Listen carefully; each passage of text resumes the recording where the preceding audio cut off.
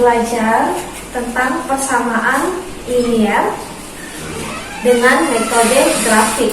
Nah, di sini Kak sudah kasih soal persamaan yang pertama, yaitu Y sama dengan X tambah 4. Lalu persamaan yang kedua yaitu X tambah Y sama dengan 6.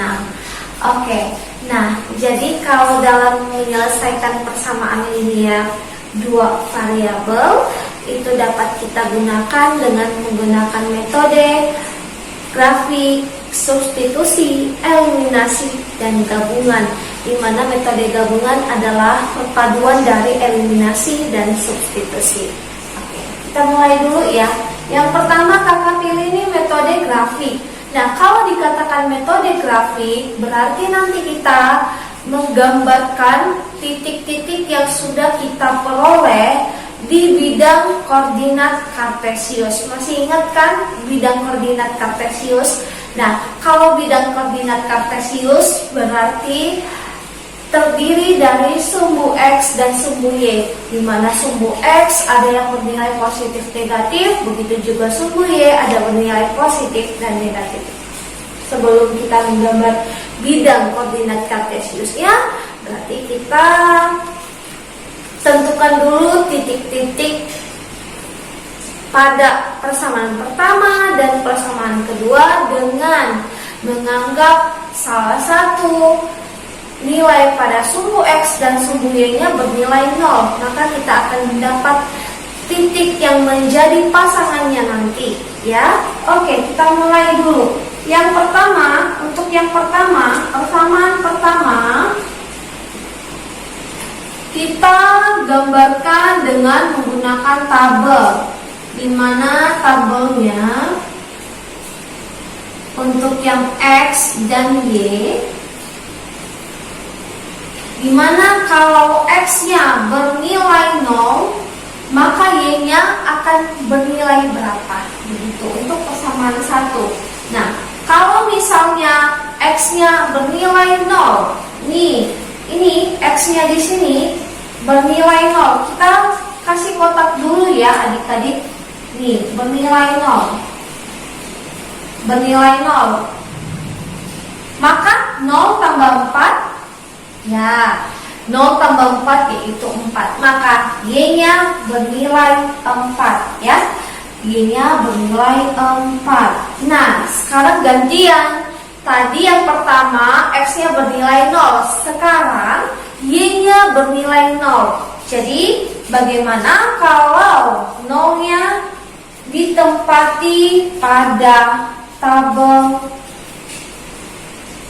Y, ya, pada kotak Y? Maka kalau di sini Y-nya diganti dengan angka 0, X-nya kita peroleh berapa?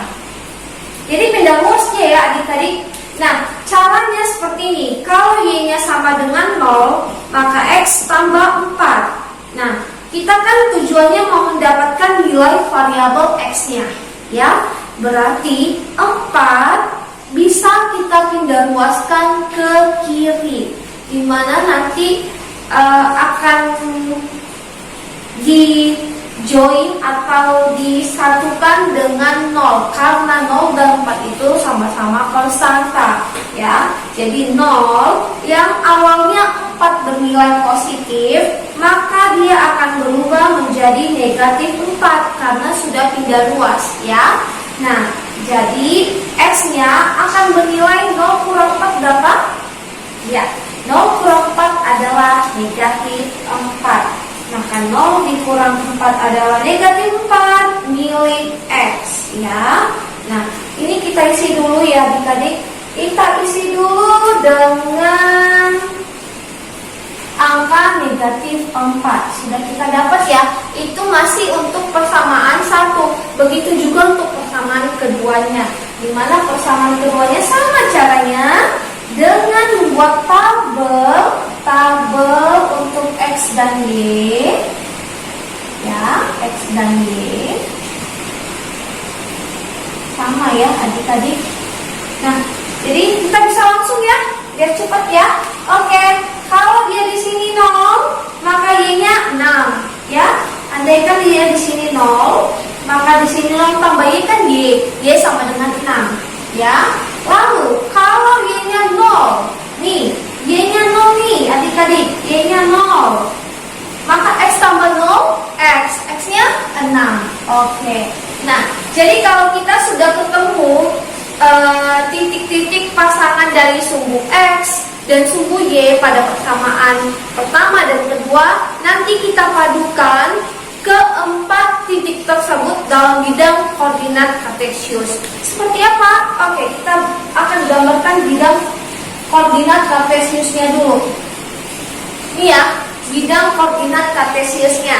Nah, seperti yang kita ketahui bahwa di sini ada garis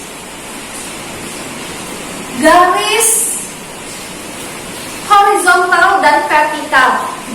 Garis horizontalnya yaitu ditempati oleh sumbu X. Nah, ini sumbu X-nya nih, adik-adik, sumbu X positif, ya, sumbu X negatif. Itu untuk garis horizontalnya atau garis mendatarnya. Sedangkan garis vertikalnya atau garis tegaknya ditempati oleh sumbu Y. Sumbu Y positif dan sumbu Y negatif. Begitu ya, sumbu Y positif dan sumbu Y negatif.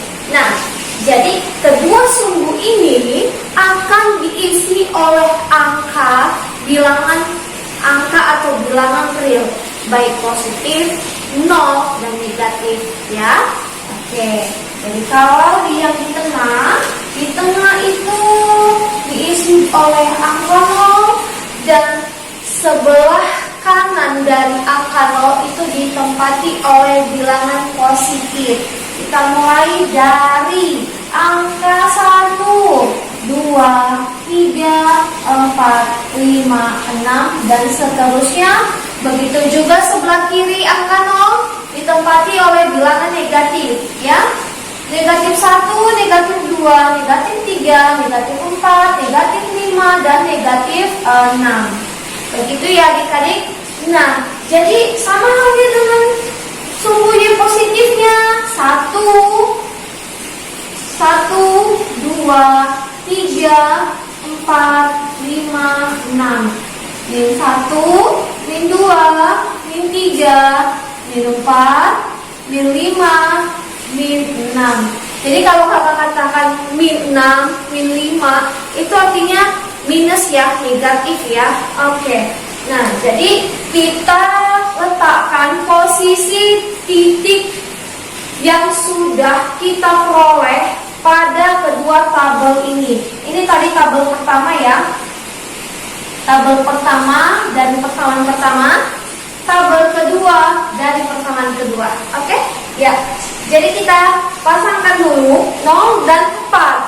Cara menggambarkannya pada bidang koordinat kartesiusnya masih ingat toh? Masih lah ya.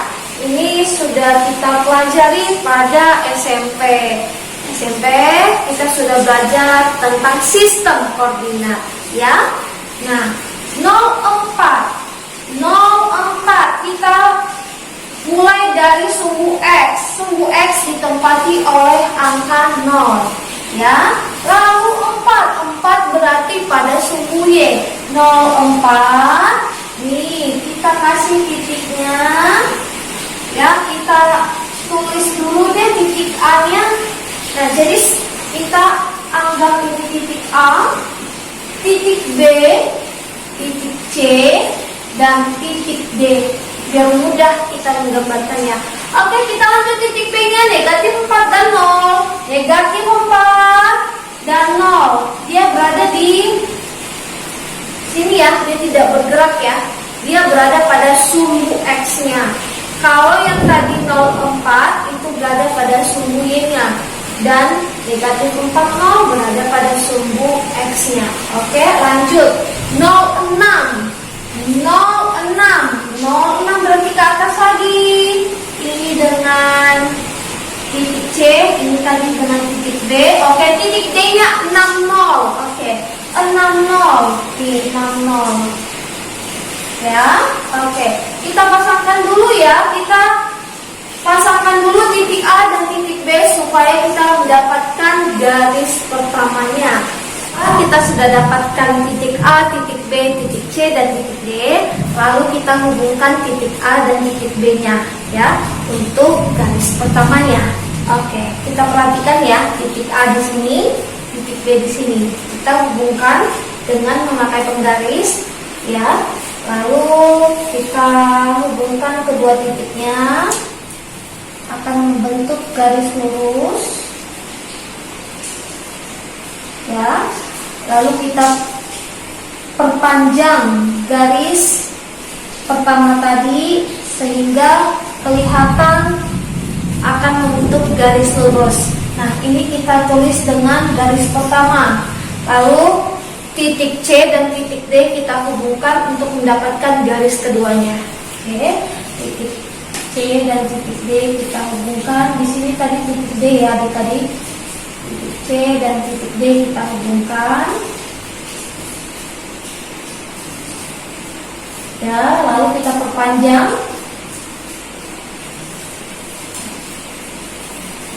Kita perpanjang sehingga mendapatkan garis lurus yang bagian kedua. Nah, jadi yang untuk di sini di bidang koordinat kartesiusnya kita tadi sudah dapat A, sudah dapat C, sudah dapat B, dan sudah dapat titik D. Maka kita lihat dulu perpotongan antara kedua garisnya itu terletak pada titik berapa ya.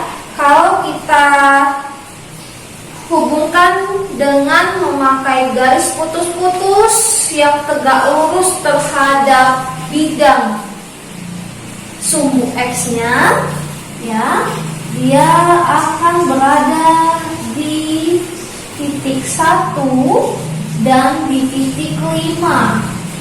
Jadi supaya kita mendapatkan titik potongnya, maka kita harus buat garis putus-putus tegak lurus antara sumbu X dan sumbu Y-nya. Ya, jadi di sini ya adik-adik, titik potongnya berada di 1 dan 5, di mana satunya pada sumbu X dan 5-nya pada sumbu Y.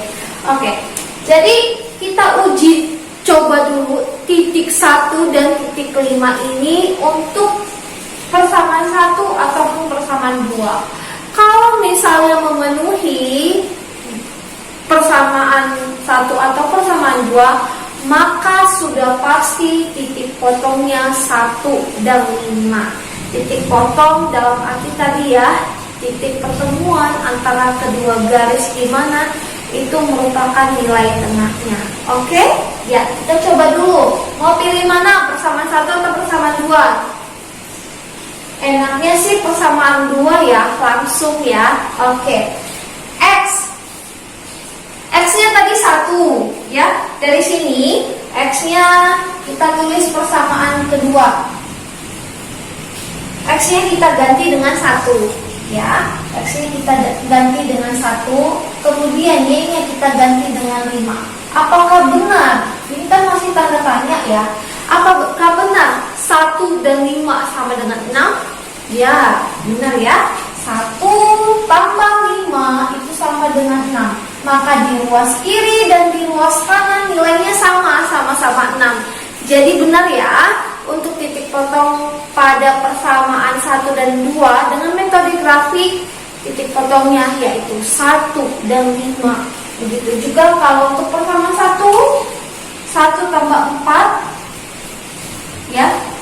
1 tambah 4 berapa? X-nya berapa tadi? X-nya 1. Terus 1 tambah 4 5 ya. Y-nya kan 5 gitu ya. Jadi kita sesuaikan titik potongnya supaya mendapatkan persamaannya apakah benar-benar valid atau tidak ya, begitu. Nah, cukup sekian hari ini pembelajaran kita matematika dengan topik persamaan linear dengan menggunakan metode grafik. Nah, untuk metode eliminasi dan substitusi itu tidak jauh beda dengan materi kita sewaktu SMP ya. ya.